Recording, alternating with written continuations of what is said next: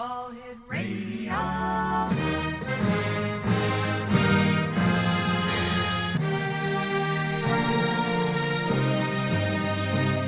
Welcome to the X Zone, a place where fact is fiction and fiction is reality. Now, here's your host, Rob McConnell. It's story and short screens. In a world where shadows dance and dreams take flight through the veil of reality into the night, Rob McConnell leads the way, a beacon so bright. With over 35 years, he ignites the light. A voice from the north where whispers are bold, stories untold in the echoes of old. Fact meets fiction in this realm of delight, in the X Zone where dark turns to bright. Welcome to the X Zone, believe and be free, a sanctuary for truth that dare to be seen, where the line between realms gently blurs, in a symphony of voices the mind stirs. With Rob McConnell, stories unfold, tales of the unknown that shimmer like gold. And welcome back to the X Zone, everyone. I am Rob McConnell, and we're coming to you from our broadcast center and studios in St. Catharines, Ontario, Canada.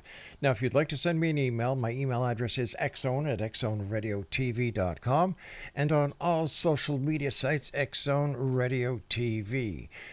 Ah, wow, exciting days these days. It's really warm outside our studios right now. It's 84 degrees Fahrenheit. And, wow. Great weather to come and visit us here in Niagara, right on the coast of Lake Ontario. And on the other side of the Niagara Peninsula, you have Lake Erie, joined together by the Welland Canal and, of course, the Niagara River. And we're about 15 minutes away from Niagara Falls here in St. Catharines. So come on over, say hi. We'd love to have you. My guest this hour, Exo Nation, is a gentleman whose creative brilliance spans both the music and metaphysical worlds, and I'm talking about our guest, John Novello. From performing with music legends to exploring the frontiers of human consciousness, John is not only a world-renowned jazz and rock keyboardist, but also the acclaimed author of The Invisible Architect: How to Design Your Perfect Life from Within.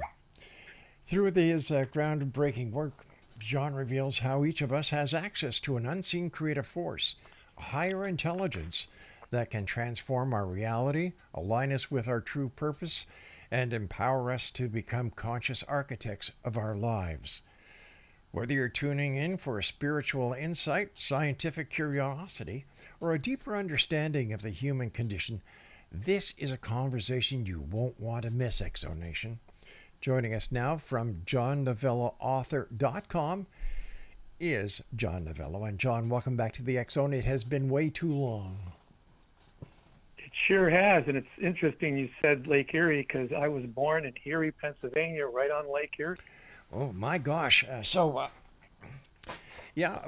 When we lived in Crystal Beach a couple of years ago, from our back balcony, or our veranda as they're called, if you looked straight, you would be looking at the state of Pennsylvania, and beautiful area, just a beautiful area. And I certainly do miss living in Crystal Beach, but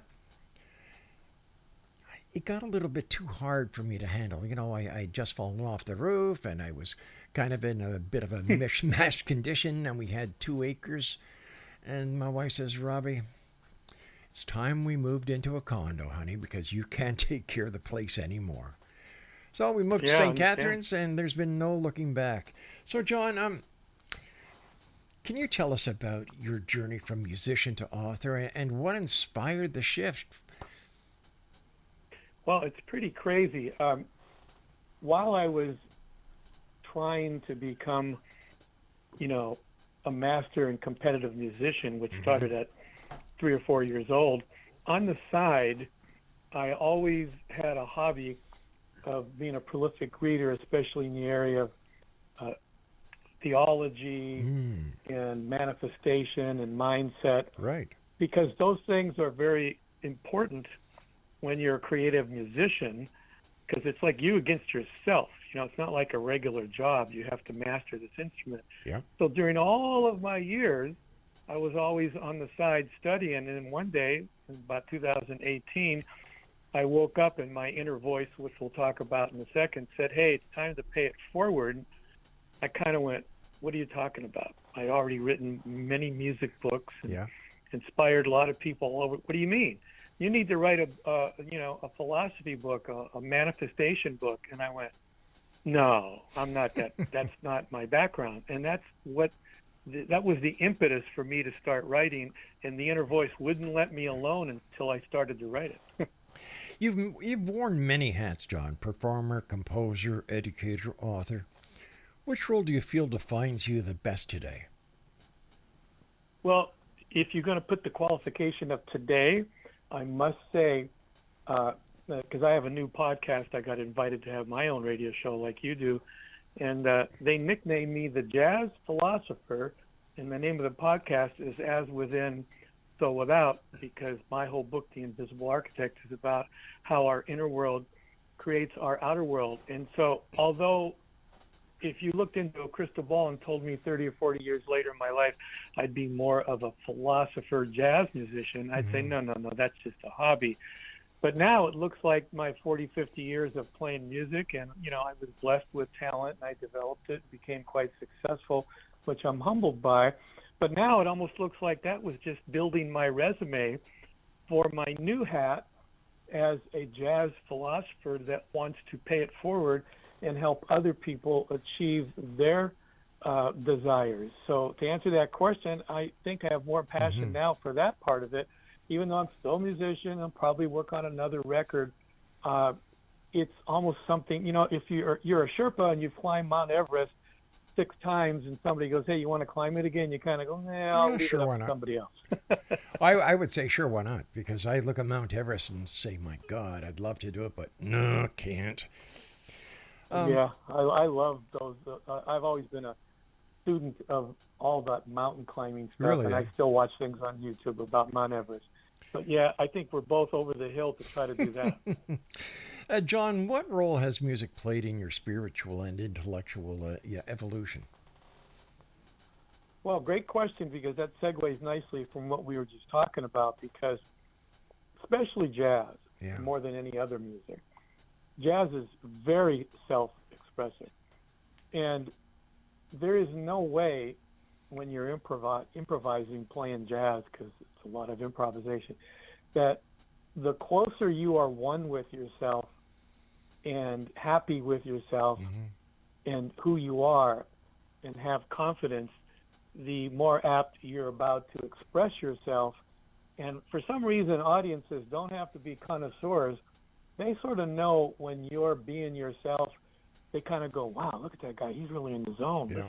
It doesn't really matter how good your chops are and everything. It's like, are you being honest when you communicate? And so music has always been that thread for me, that I'm always trying to play better. And how do I play better? Well, I have to become more one with myself. And that's why I study philosophy on the side, so I could become a better musician. And now, 50, 60 years later, the musicianship now has led me to now be more of a philosopher and sort of a spiritual advisor, which I never figured I would do, not in a million years. How did your early experiences in life and music influence your view on higher consciousness, John? Well, I remember my first big setback. I was 17 years old in Erie, Pennsylvania, and I was playing at the Ramada Inn, and there was a snowstorm. And the manager came. I had one of the hotter bands in the area, and we hadn't been discovered yet or anything. We were just a Holiday Inn cover, Ramada Inn cover band. And it was a big snowstorm, which happens a lot in Erie, Pennsylvania, Yeah. because of the lake effect. So the manager comes up and says, "Hey, there's nobody here. Don't worry about your last set." So we were getting ready to leave, and a big touring bus pulls up, and he walks over. He goes, No, you're going to have to play. There's a whole bunch of people coming off the freeway, Route 90 there, because of the blizzard. So I didn't care. I love playing. So we got on stage and played again. Now, little did I know, this is, they say God works in mysterious ways. Yes. The name of God for me is the Invisible Architect. So I didn't know, but a famous producer was also pulling into the parking lot. And I don't know this, so I get on stage and just have a good time and play. And at the end of my set, this guy walks up. His name is Roger Karshner, and he was a very famous producer. I didn't know his name at the time, but there was a famous band in those days that had a hit record called Time Won't Let Me, The Outsiders. Very big hit. Oh, yeah. And he was driving. You remember that? Yeah. He was driving from New York City to Cleveland. Of course, you have to go by Buffalo and Erie and everything, right? And so he came downstairs to get a drink. He later on told me he almost didn't because he was tired, but his little voice said, hey, why don't you go check out the band, get a drink? So he came down, heard us. He was very amazed at our uniqueness. He comes up to me afterwards, and, I'm 17. I don't know anything about the music biz. He goes, hey, are you the leader? It looks like you are. I said, yeah. He goes, are you guys signed? Rob, I didn't even know what that meant. Signed? I said, what do you mean signed to what? He goes, do you have a record contract? I said, not that I know of. We're just playing here and all around town. He goes, well, you are now. And he got all our information, and 3 weeks later. So to answer your question, that was my first amazing win, and we ended up doing a record, and it became number 3 in the back east area. And I thought, well, life is just amazing. Look how easy this was, There's no struggle. And what do you think happened? Well, the record goes up to number 7 or 6 or 5, I don't know. And those were the days of the Vietnam War. And my singer, and lead singers are very important in a band, got drafted. Oh. And he goes into the Army, so I tried to get him to get out of it. I said, you got to get out of it. We're on a roll. He goes, I can't. So he ended up somehow joining the National Guard, so he didn't have to go to Vietnam or something. And he never told us that. And so next thing I know, there was all these gigs, and they had a tour. And I started lip singing, being the keyboard player, to take the place of the singer. And the producer, Roger Karshner, figured it out. And he goes, John, where's Mike, the lead singer?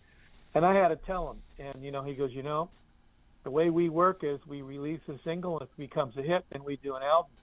And it became a hit, but your lead singer and you are the two crucial people in the band. I don't think I can keep our deal. So he canceled our record deal. Oh, no. And that threw me into a huge loss in spin, and I think set me more into trying to figure out my life and getting into spirituality and all that kind of stuff. John, stand by, my friend. You and I have to take our first break. At Exonation, our guest this hour is John Novello. Visit his website, johnnovelloauthor.com. And when we come back, we're going to come back with one of John's great hits. Good to go. This is the X Zone. I'm Rob McConnell. You're listening to us on the X Zone Broadcast Network, Talkstar Radio Network, Mutual Broadcast Network, and streaming around the world on classic1220.ca. Don't go away. This realm of delight in the X Zone where dark turns to bright. Welcome to the X Zone. Believe and be free. A sanctuary for truth that dare to be seen. Where the line between realms gently blurs. In a symphony of voices the mind stirs. With Rob McConnell, stories unfold. Tales of the unknown that shimmer like gold.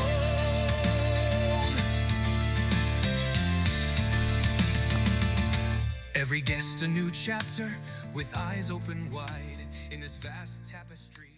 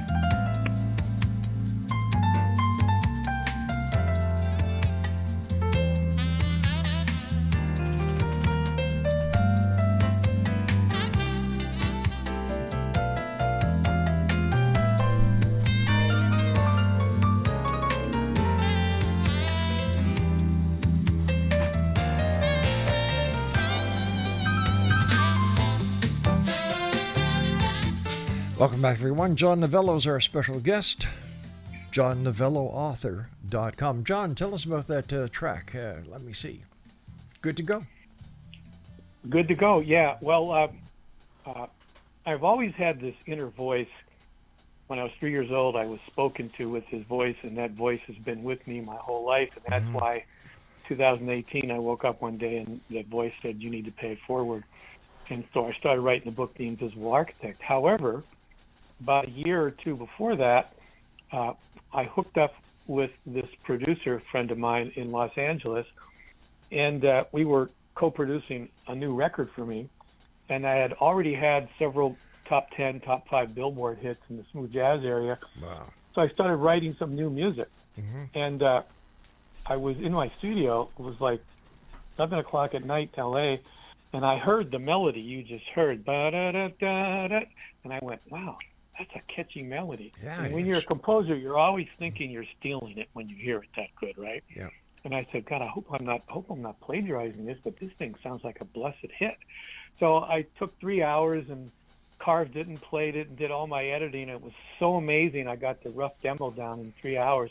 I ran into my house to wake up my wife, the one who's now in heaven looking down on me. And I said, honey, you got to wake up. You got to wake up.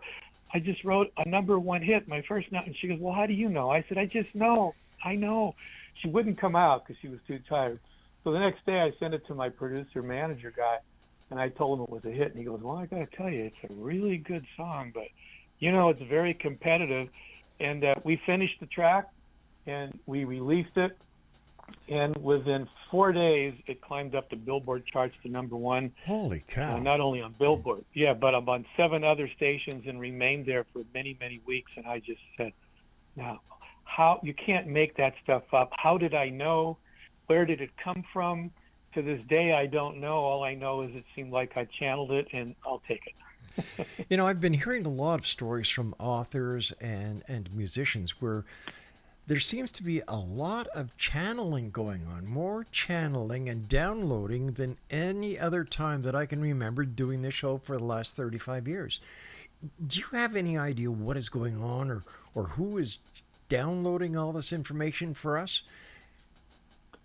Well, my theory is that everything is energy if you go into quantum physics and physics, and that means everything has a frequency. Right. And their individual frequency, a rock has a frequency, an insect has a frequency, human beings have a frequency, and I think the collective has a frequency. Even though if you take a look at the world right now, and it seems like, wow, we're in trouble as a world, as human beings, I think, though, there's enough creativity and raising of collective frequency that somehow is hooking up to the invisible architect, which I call the quantum intelligent energy field, and it's just starting to wanting to help mankind in some way, form. And so the people that are creative, that have a chance to do that, I think are downloading information. That's my only explanation, and I don't claim to know if that's true or not. It seems that those who are in tune with each other are able to exchange information in a way that has never been done before. I know this with certain guests I have. I know this with certain managers, radio stations, TV stations, and so on. The connection, the bind between those involved is very strong, and it's just like, you're able to read each other's mind before the concept is even put on the table. Well, that's part of interacting with musicians. When I'm on stage with a band, first of all, I have to not only choose the right players at the right level of competence and expertise, but I have to feel that telepathic connection, spiritual connection. And I can tell immediately if they have that or not, and they're not in my band if I don't feel that. And so you would know from doing 35 years, probably more than me, and notice that is happening more and more. I haven't been paying attention from a group collective like you are. It has been and is increasing on a daily basis. And yes, there's a lot of geopolitical turmoil in the world. Yes, there's a lot of nastiness, as my grandson calls it. He says, "Papa, why Hmm. is the world so nasty these days? Was it always like this?" And it's people want to know what is behind all this, and I really hope that with the opening of the consciousness that the world is experiencing, that we'll get down to the answer. And I think that your invisible architect is going to play a key role. Well, that's one of my mission statements. I want to read off my vision. When I wrote the book, Mm-hmm. all of a sudden, all over the world, I started because it became an Amazon #1 bestseller in about a week, and I went, "Oh my God, go figure!" Here, I thought I was just writing a book and paying it forward. Now I almost got a new career, and I had people sending me emails going, "Hey man, we love your book. Do you do one-on-one mentoring?" Now I've done a lot of one-on-one music instruction, but never spiritual or personal development stuff. And I kind of said, "Well, I guess I could." Mm-hmm. So I started piloting it with people. Now it's picking up like crazy. So I do a lot of one-on-one mentoring, and my vision has now really manifested itself and focused itself. And so my vision is to significantly transform the quality of one's life by raising their mindset and frequency to the God invisible architect frequency, because that was the frequency that was used to create the universe, all things including us. So if we can raise each other's frequency, then that will start manifesting in a better world, because it will start raising the frequency of the entire planet. But I feel that you almost have to do it on a one-on-one basis. So I feel like that's what my new twilight years here goal is to work with people one-on-one and write material and books and do podcasts and things in that area, because I've already done the musical thing. Music is great for inspiration and entertainment, but it doesn't really get into a person's soul and help them raise their frequency. But for a minute, it makes them feel good, but then they got to go back to their life. You know what I mean? I sure do. Let's dive into your book, The Invisible Architect. What is the core message behind it? The core message is the subtitle, really, which says how to design your perfect life from within. Now, why did I use design? Why did I use perfect life? And why did I use from within? Well, there's a lot of research stemming back to biblical times. As a man thinketh, so is he, and what ye shall so ever think in prayer, you shall, all this kind of stuff. People Right. know about this, but they don't know how to apply it to their life. And many New Thought authors have written about this, philosophers. And so when I got the idea to write the book, and the architect, which the voice that I heard at 3 years old that was with me my whole life, and actually helped save my wife, which I'll talk about later, the one that now just passed away, but 23 years ago I ended up saving her because of an inner telepathic voice. But the whole idea of perfect life is because God is all-knowing, all-loving, all-perfect, right? And designing your life doesn't happen from without. A lot of people think it's that way. Have, do, be is wrong. A lot of people think, well, you have to have X and Y and Z and money and connections in order to do this and become something. But successful people actually use be, do, have, which is you be what you want to achieve, and then you have faith and advanced gratitude, and let God, the architect, who's the real power, help you co-create and achieve. So be, do, have. So the main part of the book is how to use the be, do, have manifestation formula in order to help clear your inner world so it can be very certain and focused, because in the end, your inner world will create your outer world.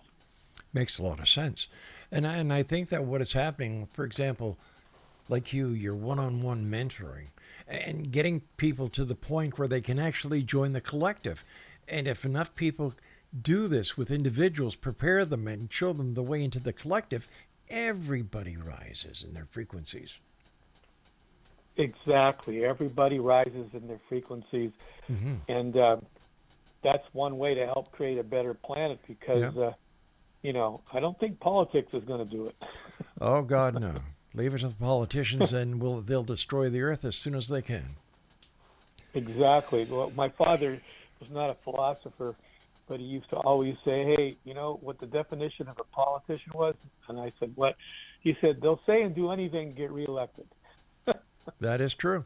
I think I That think is he so. was right. Your dad was a very smart man. Yeah.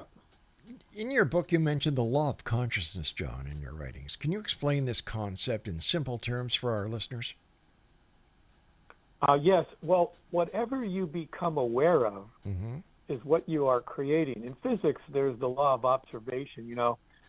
Does a tree fall in the forest? If you haven't observed it, did it really fall if you haven't observed it? And then in quantum physics, observing particles through cameras and various other things Right. changes the particles. So observation has something to do. There's a spiritual part of energy creation going on with observation. So inner creating outer is the same thing of saying what you're conscious of. So if a person, had a lot of problems, and let's say they were a lady and they were abused by men all their life, and now Right. they've got an idea that all men are bad, the Bash syndrome, that means they're very aware and conscious of men being bad, and so they're probably going to keep selecting the wrong relationships. That's because their consciousness, the law of consciousness is going on. So that brings me back to my book. If I'm working with them on one-on-one, I'm going to finally show them that, listen, here's what you're conscious of this. Well, but it happened to me. Yeah, but it's not serving you anymore. So we need to change that consciousness, your inner world, that be, to a different one. Like I now choose great relationships, and then I have a whole methodology called the Invisible Architect Alignment Protocol that I've sort of tested. John, that I I hate to use do with I hate to people do this, buddy, but to I've do got to that. take my break. Please stand by. John Novello is our special guest, Exo Nation. Great guy, great musician, just an all-around great guy. Visit his website, johnnovelloauthor.com.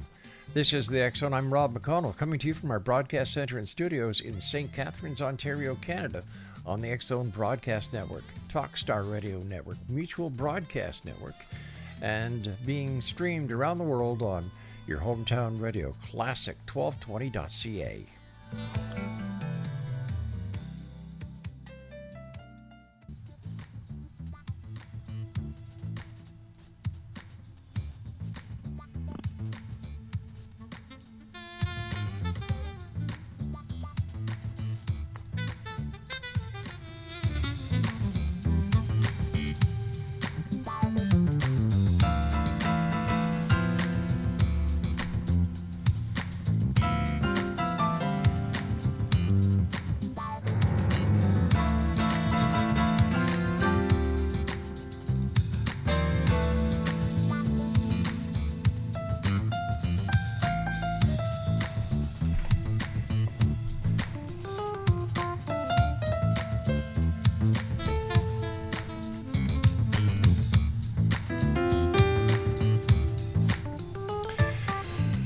It's funny, Exonation. During the break, I was telling John that his music is the way music should be done.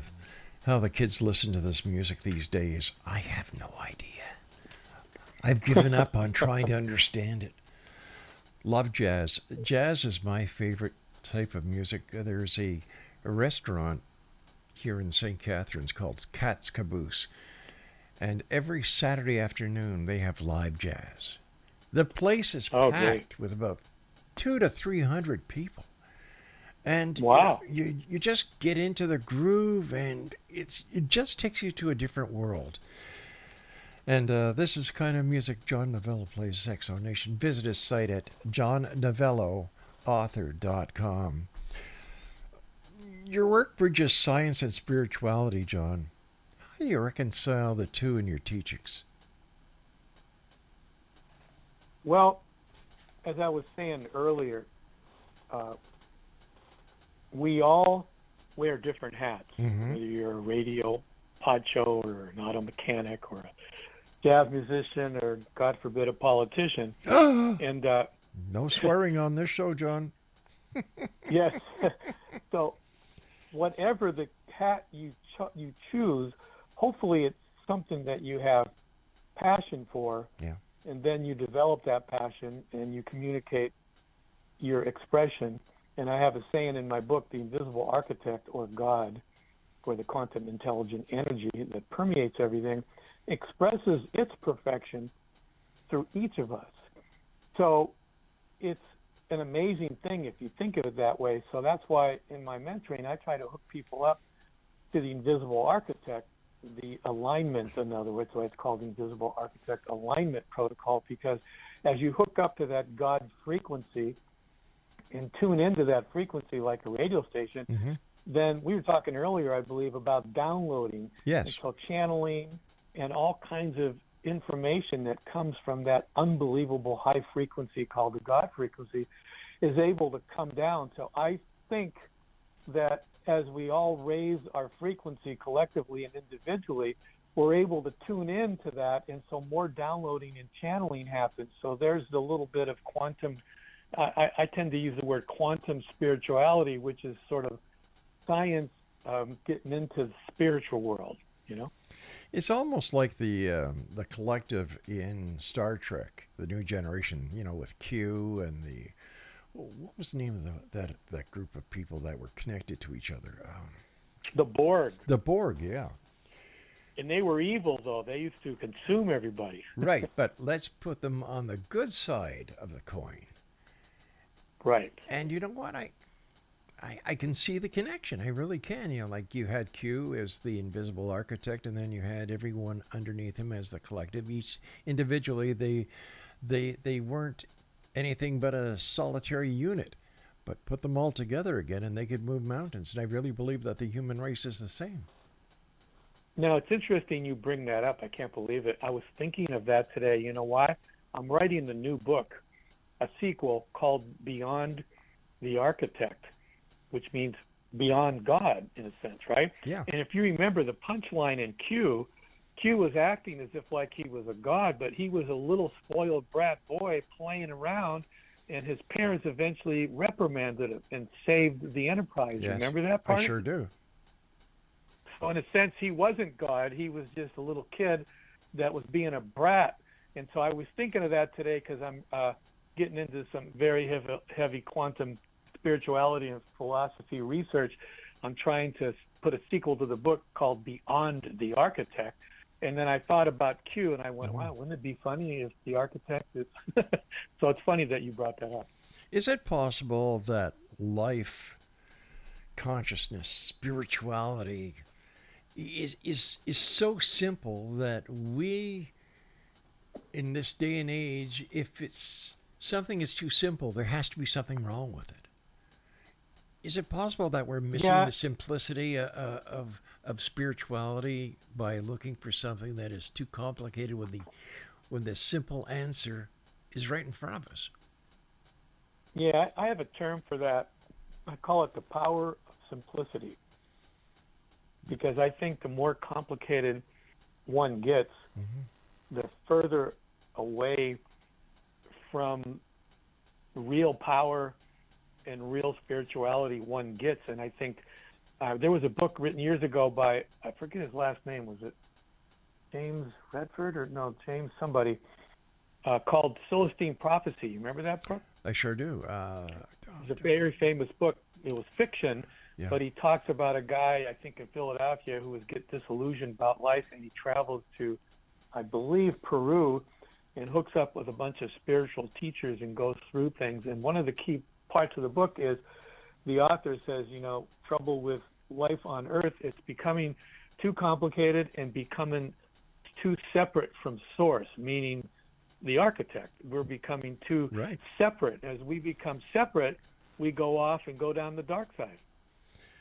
Plus, it's a lot, you know, there seems to be so many different religions, so many different religious philosophies these days.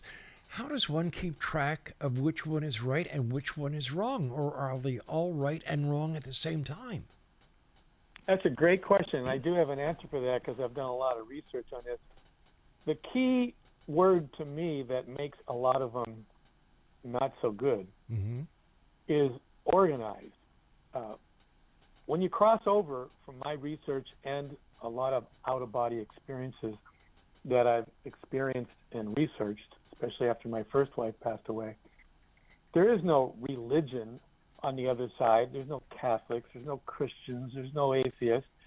We're spiritual beings, and we cross over, and we incarnate in a lifetime to carry out various hats and scripts and to learn various lessons, similar to, remember the movie Groundhog Day with Bill I Murray? sure do. One of my favorites. Right, and why is that a favorite of people, and most people, is because I think it speaks the truth in a harmonic way of reincarnation.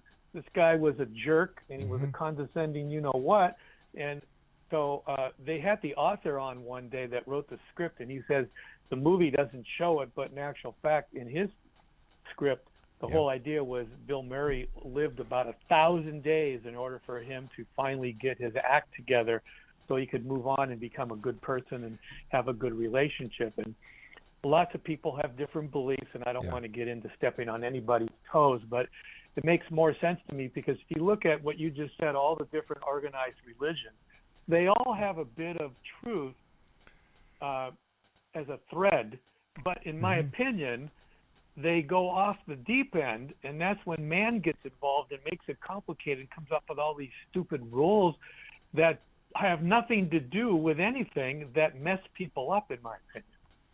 I agree with you. By the way, my producer sent me over a little message. The Celestine Prophecy was written by James Redfield. Redfield, I knew it wasn't Redford. James Redfield, yeah, exactly. Great book. It certainly was. I believe that it opened a lot of minds to the possibilities that people were just shutting out because it made no sense to them.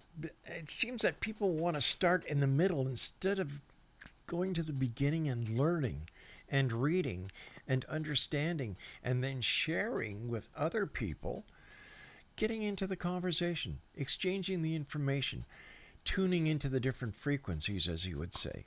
So I think that we're on the right path, John, and it's people like you who have caught on and who are writing great books, playing great music, because we need to have more positivity in this world today. We need more love in this world today. And I think the hippies had the right idea going back to the late 60s. Make love, not war. Good vibrations. They had it.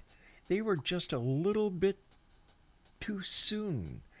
And man, you look back now and say, my Lord, if we would have only listened, where would we be today?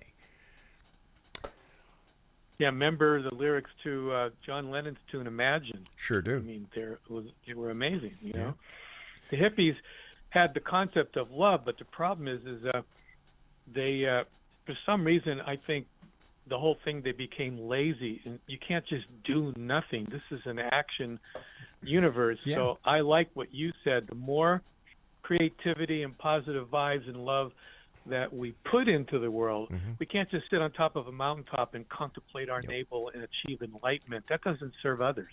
It serves you, but I think we have to help each other, like you said. Yes, we do. It's a fact that we live in a binary existence. You have up and like binary 0, 1, right? You have up, down, left, right, dark, bright, male, female, God, Satan, good, bad. And when you look at all these simplistic ways of looking at life, you had the hippies with make love, not war. At the same time, the Vietnam War was going on.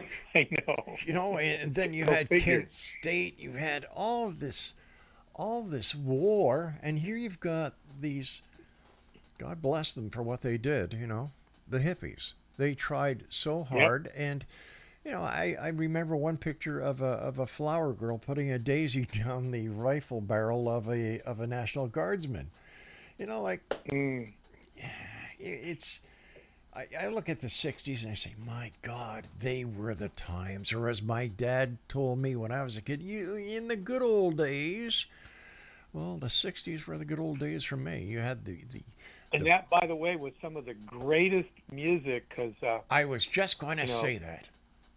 Isn't that, I mean, think I did a lot of analysis of music and everything. And during the 60s and early 70s, if you went to the top 100, almost every act was A, unique, and B, unbelievable. You know, the Rolling Stones and Jimi Hendrix, and then you got Tower of Power and Earth, Wind, and Fire. I could go on and on, Blood, Sweat, and Tears. Look at the top 100 today.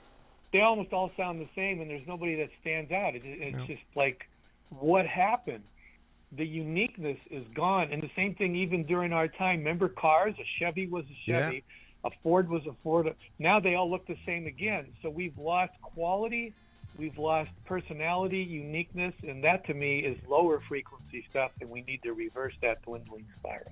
John Novello is my very special guest this hour. John, it's great having you with us. Please stand by. We have to take our final break. And X Zone Nation, do yourself a favor. Visit www.johnnovelloauthor.com. And we'll be back as we wrap up the first hour of tonight's show here in the X Zone with yours truly, Rob McConnell, my special guest, John Novello. Don't go away.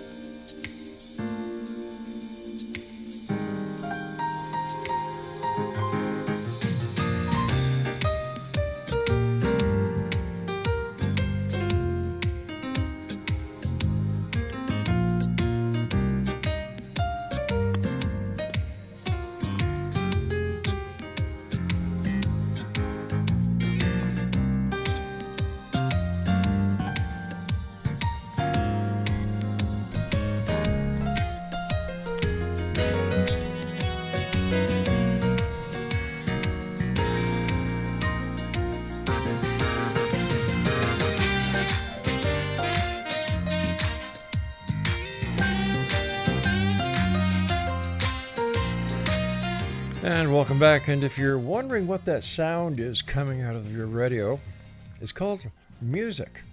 You know, you can actually sit there and listen to it, and you'll notice that your foot is starting to tap. Yeah. Can you just imagine that? This is what music was like when John and I were in our prime. It meant something. You had different songs that would relate to certain circumstances and situations in your life. For example, where have all the flowers gone? San Francisco, the Haight-Ashbury times, the hippies, and then you had Woodstock, and then you had great acts like Queen and the Rolling Stones, the Beatles, and the list goes on and on and on. And one of the names in that list now is our guest, John Novello. And John, thank you so much for joining us tonight. It's always a great pleasure talking to you. And thank you for the music that you've brought into the world so that people can actually sit, enjoy, and savor some of the best music that they can ever listen to. And So Nation, if you'd like to buy any of John's wonderful music, it's available on his website. That's johnnovelloauthor.com, as well as any other place where fine music is sold, online or offline. The music industry and music lovers all over the world were saddened to find out the passing of Brian Wilson what was it, last week, John? Yeah, I think so. Brian Wilson, Beach Boys, yeah. Yeah, and the bands, there are no great bands anymore. Bands like Chicago, like the Beach Boys. And I really believe that this is why they're living on after all these years, because people are searching for music. They're searching for the music that meant something to them, some music that they could, associate with. And I just hope that it continues. And do you think the way the world is changing, John, with the insurgence of spirituality, consciousness, and the invisible architect, that music will start to return to where it used to be, and people will use music as not only a form of entertainment, but a form of inner and spiritual communication? I believe so, and that's why one of my goals is to help raise the frequency individually through my one-on-one Mm-hmm. mentoring, because it makes that person a better person. And as the frequency gets closer to the God frequency, remember, God is the ultimate creator, Yeah. and we're supposedly made in the image and likeness. And so we are baby creators. And so as we move more and more towards raising our frequency, the tendency is for us to create, and we all have the ability to create in different ways. It doesn't have to be music. It could be writing. It could be dancing. It could be whatever. So I sure hope as the individual frequencies raise and more creative output and content go into the world, that will outcreate the negativity and dwindling spiral and get more of a positive spiral and get back to a renaissance. Because you think about classical times and Mm-hmm. Baroque times, Beethoven and Bach and all those people, that was a renaissance, and then it died down. Then you had the 60s, which was another renaissance, and it died down. And I just am hoping and praying that we will have another renaissance in music as frequency gets raised. I'm sure that we will, John, and I believe wholeheartedly that the work that you're doing now to help raise this frequency and to bring the awareness back to where it should be will certainly be part of that renaissance. How many records have you recorded, all told?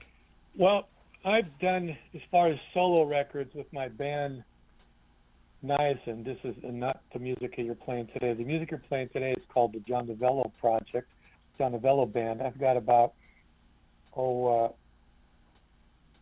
7 or 8 solo CDs there with that kind of music, more smooth jazz. Mm-hmm. And then I got more intense jazz with a progressive rock group called Niacin, which is legendary bass player Billy Sheehan, Yeah. who played with Steve Vai and all these other people. So it's more of a progressive rock fusion instrumental thing. And there's 9 to 10 CDs there, so that's 17, 18. And then I've got some solo piano CDs. So I've probably put out about 23 or 24 CDs under my name or My under that gosh. band. And then, of course, I played on other people's records, but not so much. I'm normally my own guy. If John Novello of today, excuse me, was looking back on his life to where he was a little boy, what would you think? For example, if you were 7 years old and you were able to see all the accomplishments you'd have and that you do have, would you have believed it? I would have not believed it, because I was actually sort of reminiscing and observing what my many years on this planet, my resume, what they've accomplished. And it was funny, I had a dream the other day, and I said, why am I getting into this metaphysical stuff now? And I'm excited about that. Music is now fun, but more of a hobby. And I sort of was asking the architect for some answers, and I had this dream, and the dream was very real. And it said, we come into this world with pre-birth scripts Mm-hmm. that we are to carry out, even though we do have free will. And the situation is, your music career was literally a stepping stone. In other words, a resume for you to go into your jazz philosopher career now, because it is helping that career. A lot of publicists are going, yeah, the Grammy Award-winning jazz pianist blah, blah, blah, has now read at Amazon, blah, blah, blah. And I went, oh, I see. My resume is giving me positioning and credibility for me to do this thing in my twilight years, this hat. Who would have figured? So to answer your question, yeah, at 7 years old, it would have been overwhelming if somebody would have showed me all that. I would have went, you got the wrong guy. It seems that music throughout the centuries has always been an educational tool, a learning tool. We look at hymns, we look at various other types of music, and the message has been given to us to share with the masses. And I think that one way to get a message across is through the musical channels, which gives you the different frequencies. So you're right on track, my Well, friend. music, they say, is God's language, and I believe That's true, yeah. So what's next for John Novello? Well, I'm writing a new book called Beyond the Architect, which is like a sequel. Mm-hmm. And although it's going to build upon some of the spiritual personal development principles in the first book, it's going to get beyond the architect, like the name says. And I'm really excited about it because I never thought I'd write another book in this area, but it's happening again. I woke up only 5 days ago with the title Beyond God, and I looked it up because God is the visible architect, and there's already a book called Beyond God, and I don't like to write another book, even though my book's going to have a different theme. And I went, wait a minute, why am I calling it Beyond God? I've already got the name for the God is the invisible architect, so Beyond the Architect. And as soon as I said it, all kinds of information started to download again. like it did when I wrote The Invisible Architect. So now that's what I'm doing. How are these downloads affecting your creativity when it comes to your music compositions? Are you finding a difference? Well, I'll tell you one thing. Music is now effortless.